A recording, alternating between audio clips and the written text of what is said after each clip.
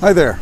I recently did a video on a church that I had sold, and in it I lamented a little bit that they had to sell the church, which had been here for a very long time. It was a historic structure, but I also wish the new owners the best, and I know they had big plans for the church.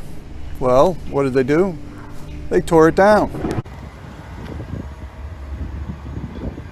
Okay, so maybe I was being a little overly dramatic. They didn't tear the entire church down. They tore down a large addition, which was on the side of the church. It had been built in the 1960s. But the point of this video is not so much what happened to the church, but I want to talk a little bit about zoning, understanding zoning, and sometimes having to think outside the box. So you see that fence behind me? That's not only the property line, it's the border between two zoning districts. Everything on that side of the fence is a commercial district. And as you can see, it goes right down to Main Street, lots of businesses.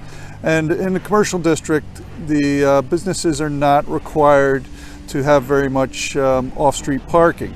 They figure you're going to park on the street, you're going to walk to the stores, or you're going to park in one of the many public lots in the area. But this side of the fence is residential.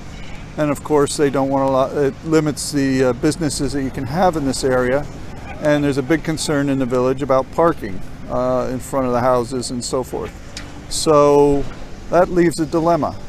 If you want to have a business, what do you do about parking?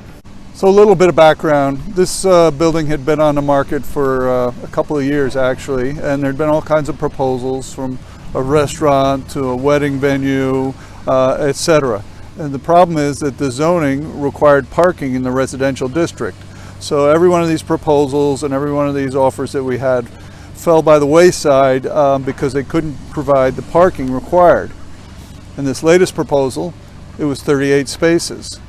So the owners had a dilemma, how to create 38 parking spaces.